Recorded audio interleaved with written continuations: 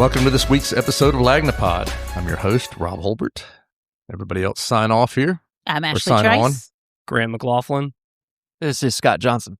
And I'm Kyle Hamrick. All right, Kyle Hamrick. You had probably the most important story of the week. That's right. The most shocking one, at least. That there is some sort of hallucination associated with pickleball. Yeah, that's right. It's called phantom pickleball noise. Phantom pickleball noise And- which I didn't know about. This is something we learned about here, That's where, you've been so exposed to pickleball Yes. that you hear the popping of the balls against the rackets, you hear even when games are not being You played. hear that pickle pop no matter what. Yes. Yeah, it just keeps going. So describe where this came. Where did you learn about this? I was unsuspecting, standing at the city council meeting. Yep.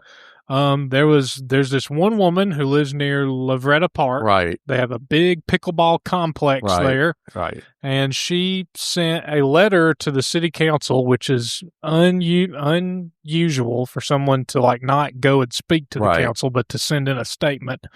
And she told the council that the pickleball courts near her home, near Lovretta Park, have caused her some anguish and have caused her to seek some medical treatment for stress, anxiety, trauma that goes into they're ruining her life. They are ruining her life. And it all goes into this phantom pickleball noise syndrome, where she has heard these people playing so much pickleball that she can't get the popping out of it. Now, this would be something you might say, okay, somebody made this up, but no, it's a real thing. The Acoustical Society of the United States, Acoustical Society of the United States, into this phenomenon here, and found that there is indeed such a thing as phantom pickleball noise. There's too much pickleball noise. If you live too close to a pickleball court, you could lose your mind.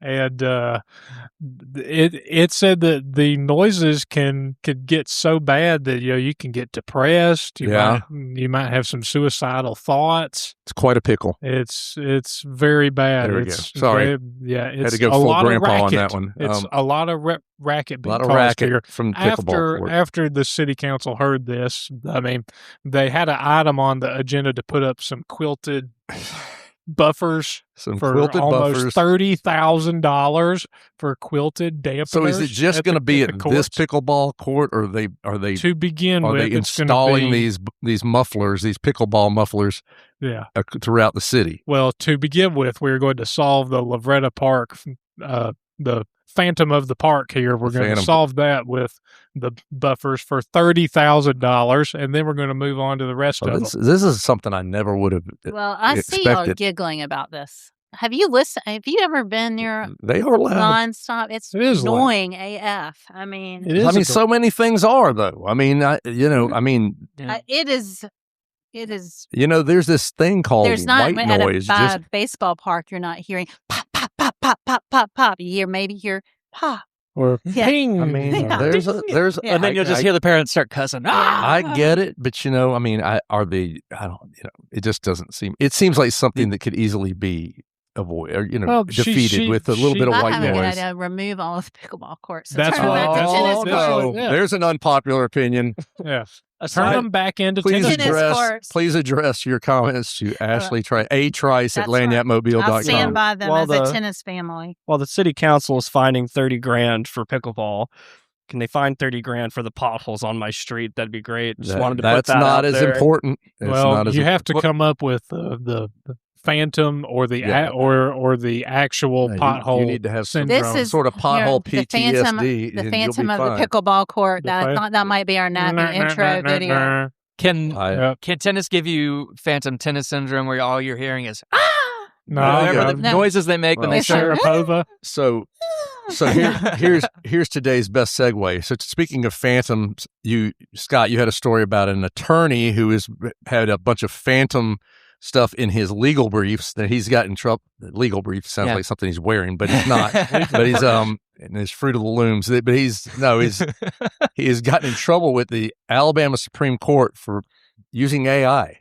Yeah, with phantom legal references and citations. Yeah, so, phantom citations. Yeah, to get to say in trouble might be an understatement. I mean, this guy's blasted. This is a Mobile attorney. His name's Perry Hall. I've never heard of him, but he is just. They make an example out of. He's become the poster boy for using AI and putting. I mean, they went pretty off on him here. Apparently.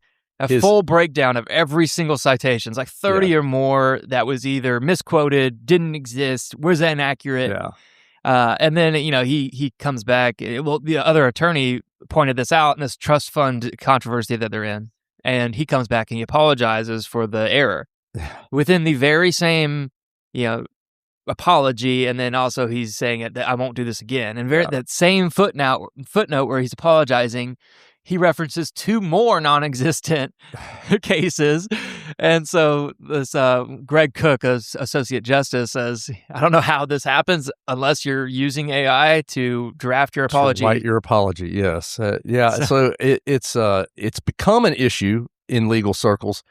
And one we've read stories about across the country with people doing this and lawyers coming into court and turning in legal briefs that have all sorts of false stuff that is written by AI.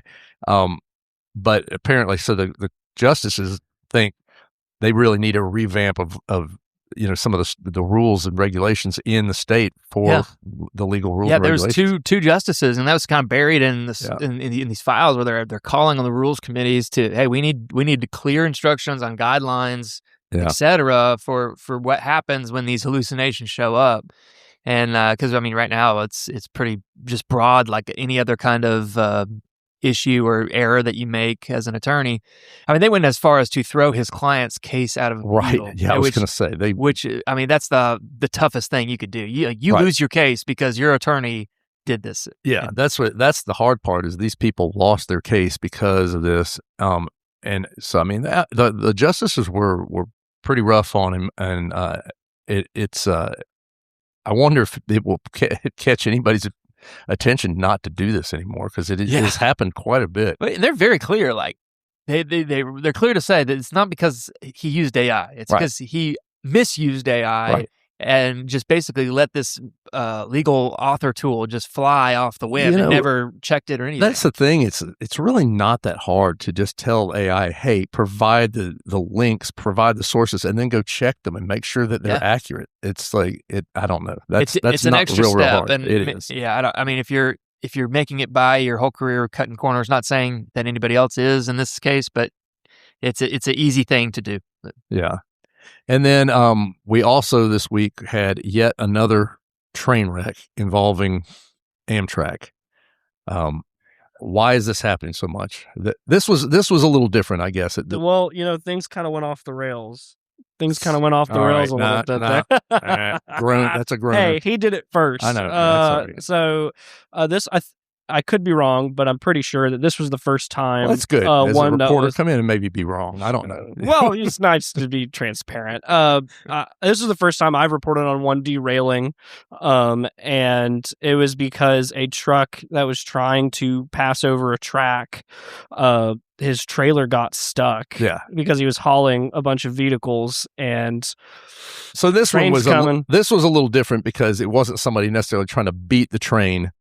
As has happened, or I think over in Mississippi, somebody actually ran into the side of the train that was going past already.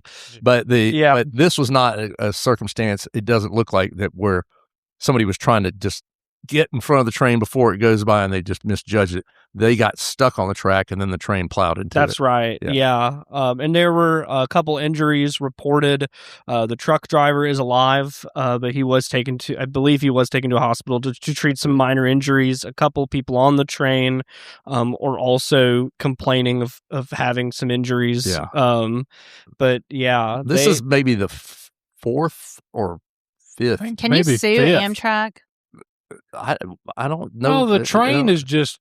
The train's got nowhere to go. The train's just trains. I get it. The train's just doing what trains do. Anyone. Yeah, that train's just doing what trains do. It gets federal. It's like I just didn't.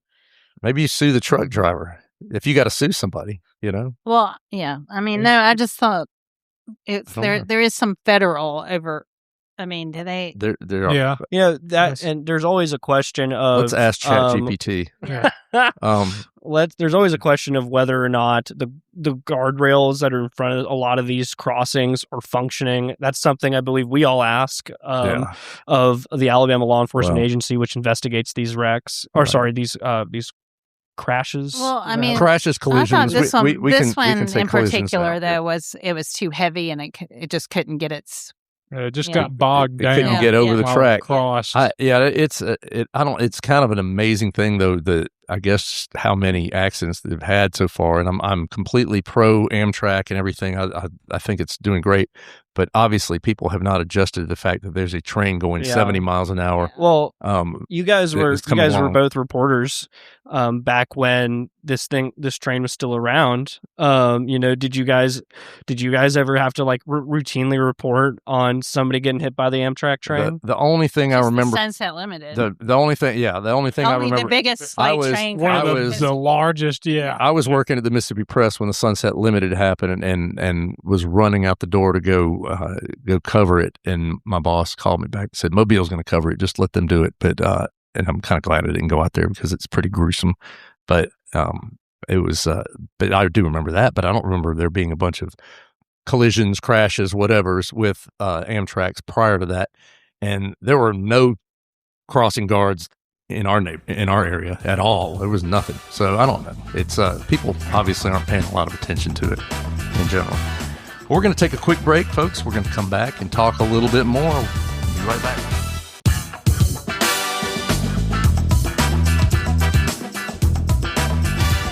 And we are back.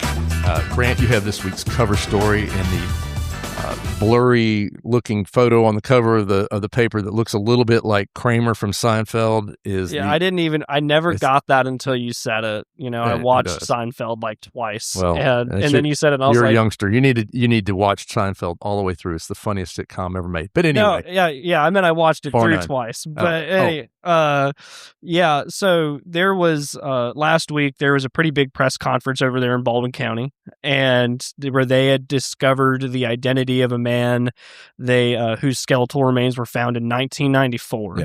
Long time ago. And I was just really curious how many of these cold cases, which he is one of, do we have in coastal Alabama? And it turns out we've got hundreds of them. From Mobile to Mobile County to Baldwin County, and Baldwin County actually has a dedicated cold case detective. Right, that's the guy who figured out who this guy is. Yeah, so I mean, he was a part of a couple of investigators who had sent off these skeletal remains of James Carroll Jackson is his name, and he retired, and then Lowry, asked him to come back to be their cold case detective, and he got this giant family tree from the genealogical study that they have done in Texas, and he was able to contact just a whole bunch of family members. He was talking with law enforcement agencies and private organizations from all over the U.S. To try to figure out this case, and it wasn't until like a cousin of this guy remembered who he was that he was able to actually positively ID Jackson. It was interesting that like his grandkids don't remember him. So this guy, he really didn't make it easy for Clint because he was married twice and estranged from his first family, who made up a good portion of those who were left alive. It sounds like he had a little bit of a rambling life. Yes, he did. He drove a really cool red Chevy Camaro, smoked a now extinct brand of menthol cigarettes, loved his cowboy Western shirts. To wear Western shirts. He actually, it's pearl buttons. He reminds me a lot of my Uncle BB. I'm not even lying.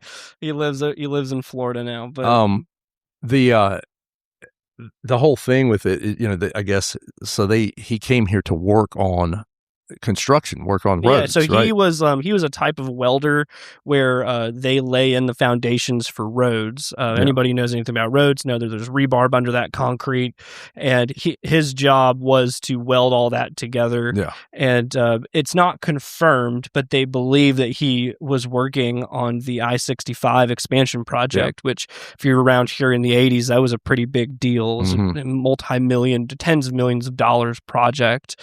So he wasn't here very long. So he was shot at some point, right? Yeah. So I mean, probably within 2 years of him moving here, he was shot somewhere. Clint is not saying where he was shot, and then he was just left in the woods. They don't really know if he was shot in the woods or if that's just where they left the body, but he wasn't buried. Yeah. I mean, they just left him where he lied. He was found by a guy who stopped to take a piss. That is correct. Yeah. That is correct. I believe Clint said something during the press conference of, never had a man needing to urinate been so helpful. Yeah.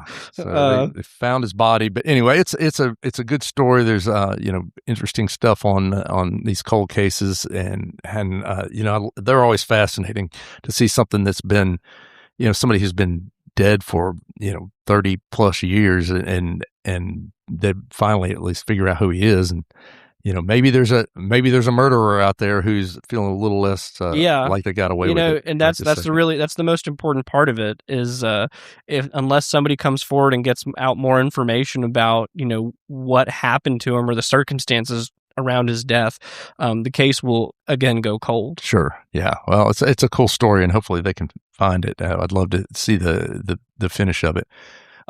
Ash, you wrote this week about some of the political races going on. We're in political season. Things are getting hot. We're a few weeks now from the primary, and it's as usual. Some of the stuff is getting ridiculous. A little ridiculous. Yeah. I think particularly the attorney general's race has gotten absolutely bizarre. Yes. And now, of course, I'm totally blanking on his name. What's his name? Jay Mitchell. Jay Mitchell. I don't know. I kept wanting to say it. He Wes used Allen. to be on the Supreme Court. Yeah.